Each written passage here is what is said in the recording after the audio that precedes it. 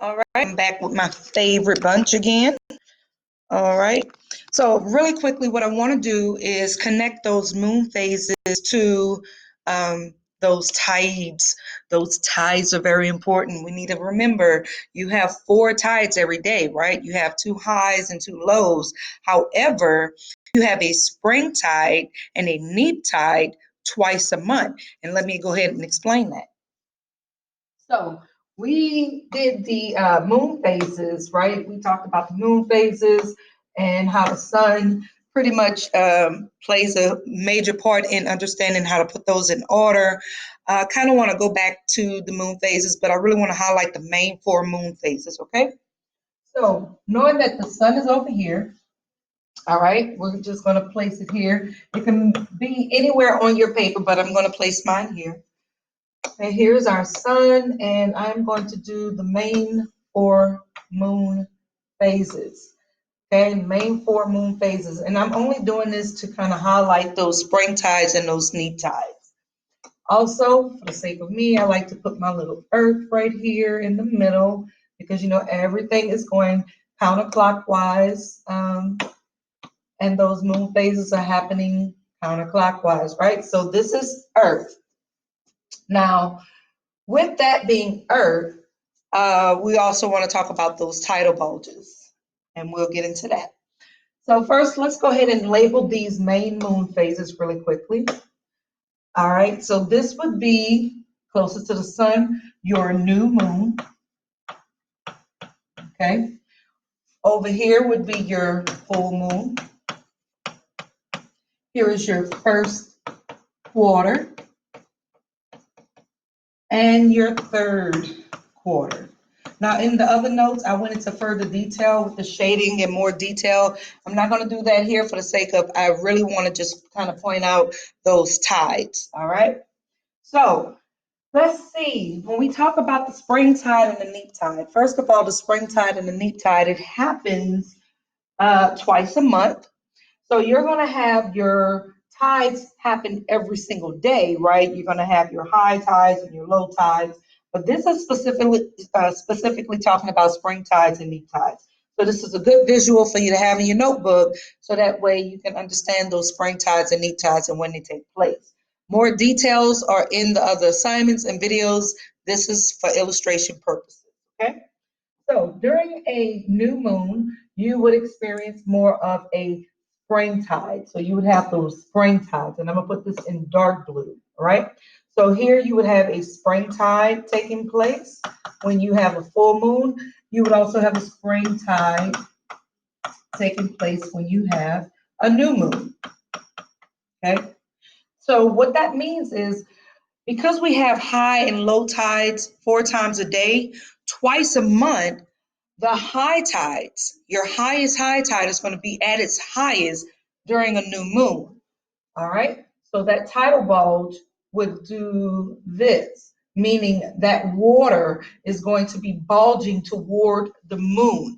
Remember, it's the gravitational pull of the moon that really pulls that water towards it. Okay. So when we talk about tides, you have to remember it's the gravitational pull of the moon. But the sun plays a major part as well, because the sun keeps the water here on Earth. Now, if the sun wasn't balancing it out, then that water might go all the way to space, probably, right? So the sun and the moon kind of have a balance system, okay? They have a relationship. However, the moon is closest to Earth, so the moon's gravitational pull does most of that water bulge or pulling, okay? So here is your tidal bulge for that new moon. Notice it's a really huge bulge. And of course, when we have a full moon in the sky, and on days when we have a high tide, those tides are going to be really, really high again. Why? Because we have a full moon, and that moon is going to be pulling that water towards it. Not only that, it is the lining of the moon, the earth, and the sun that causes those tides to take place, okay? Now, what about that neap tide? Well, with the neap tide, these are going to happen during your first quarter and your third quarter. Okay, neap tide. All right. And what that simply means is it's going to be low tides, but they're going to be higher low tides. Okay. So you'll have those neap tides, right?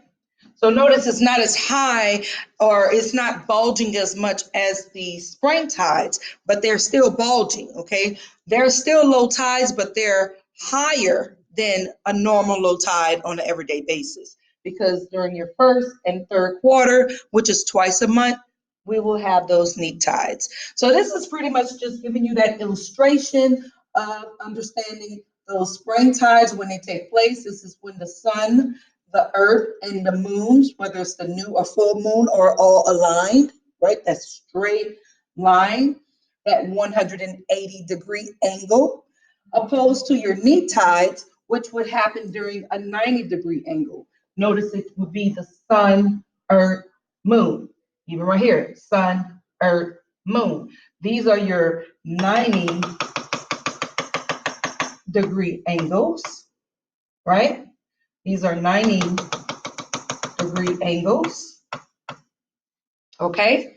And your new moon and full moon, these are happening according to your 180-degree angles, okay? All right, I hope that helps. And let me go ahead and pick this up so y'all can get a better view. Yep, there it is. There we go. All right, make sure you have this in your notes. All right. Awesome, awesome. Have it in your notes. Have it in your notes. All right. Third quarter. Right. Right. There we go. All right. That should be perfect. Awesome. Make sure you have this in your notes. This is a really great visual to help you with those tides, okay? And if you want to know the shading of those phases, make sure you look at the previous videos or your notes. This is only for illustration purposes to go ahead and give you details on tides. All right. Good job, people.